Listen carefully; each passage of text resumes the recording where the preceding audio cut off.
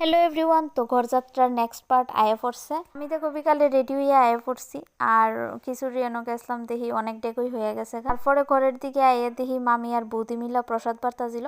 তারপরে নেক্সট আমরা বারুনের সময় আমার কেউ ভিডিও করে দিতে পারছে না।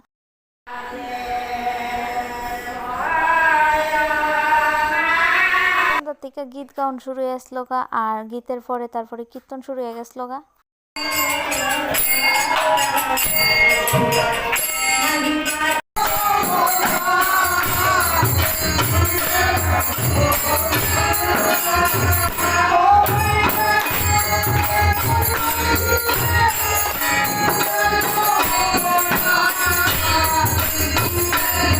ঘরযাত্রার পরের দিনের ভিডিও। আমি একটু সানটান কইরা আইতে আইতে দেখি মাথার আয়ে পড়ছে। আর মার লগে গেছিলাম আমি স্প্রাইট কিনতাম। স্প্রাইট কিনে আয়া রান্দার এনে গেছি, গিয়ে দেখি আন্টি চাটনি করতেছে আর বড় মামি মাংসটা রান্তাছে।